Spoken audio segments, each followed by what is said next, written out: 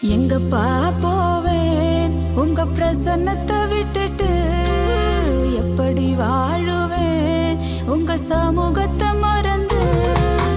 எங்கப்பா போவேன் உங்க பிரசன்னத்தை விட்டுட்டு, எப்படி